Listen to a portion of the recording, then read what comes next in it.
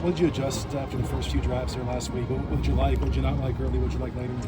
Yeah, I mean, obviously some you let the ball get loose a couple times, both in the pass game and the run game, and it's always easier to look back on it once you see it on video and you see a break. Oh, it's just blank, and as we tell the guys, it's never just anything. It's just our careers are on the line every Saturday, players and coaches, and so I think some of it, as we talk to the guys, is that trust factor, and you just see periods of lack of trust.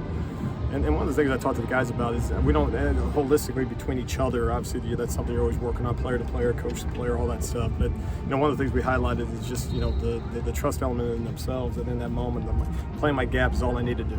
Defending my man if I got a vertical two, or if I'm responsible for a tight end on the vertical. All I got to do. I don't want to overthink this thing. And so I think a lot about that is just settling in and making sure that we trust some of those things that we do on Tuesdays and Wednesdays. I mean, a year ago we were maybe screaming from the rooftops saying we're not getting it done on Tuesdays and Wednesdays and Thursdays and all those things. And one of the things, kind of as we look at it right now, we got to make sure that we're doing the things on Tuesdays and Wednesdays, and those things will show up on Saturdays. And obviously the opponent's going to make it very difficult for you. I mean, they're going to try to mess with your eyes and token play fakes, and that's one of the things that kind of the second level of defense kind of struggle with a little bit. But no, I would highlight the trust element of things, and sometimes too when your back's against the wall. And you'd like to do it when the back's not against the wall and just say we're going to show up on a Saturday and do it from the jump. When your back's against the wall, what else you got? It's just trusting each other and trusting yourselves, and I give the guys a lot of credit for doing that. Coach Riley talked about how early in that game you dialed up some of the perfect play calls and then the players just didn't execute. How frustrating was that, and why do you think that happened? Well, it's little things. It's a 3rd and 2. You tackle it for 2.5. It's a 3rd and 9, and you tackle it for 9.5.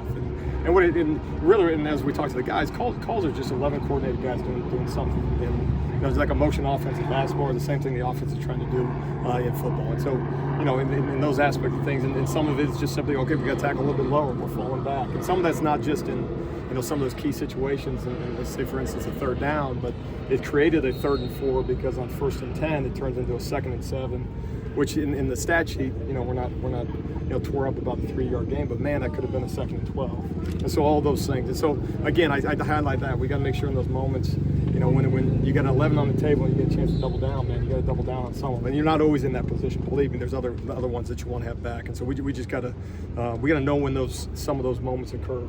You see that out ball on a 3rd and 2, and it's something we worked all week. Oh man, that's one that we're saying it's either a PBU or it's going the other way type of thing, which obviously Jacoby had another one later in the game which was really good to just mention one of them. So, but that's a constant, and again, it's not from lack of effort, which is a good thing.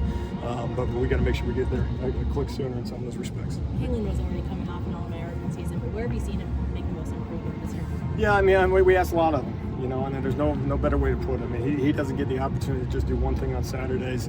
He's not one of those guys that you're, looking, obviously, number one, to get him out of the game. And even if he has to come out of the game, he's going to go back out, And so he's, been tremendous in terms of when the ball's in the air.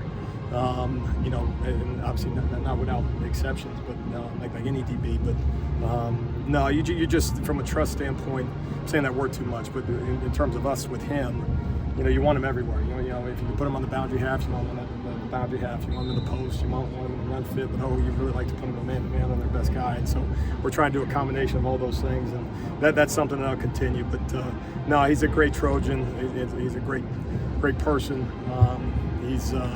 He's everything you want to coach and be a USC Trojan. So he's tremendous. Lincoln was talking about how you guys kind of had to get creative a little bit this week with the lack of cornerback depth. Were there any kind of safeties or guys in the secondary that you feel comfortable, in a pinch, kind of sliding over them? Yeah, and we'll constantly look at it. Prophet made a play at the end of the game, which was really good. And they're going to attack you too when they see a new corner come in late. I think we're down 3 corners by the end of that thing, and guys got to step up. And obviously now with the work week, going into this next one, we'll look at some things and possibly move some checkers around. And then the other side of it is guys got to step up.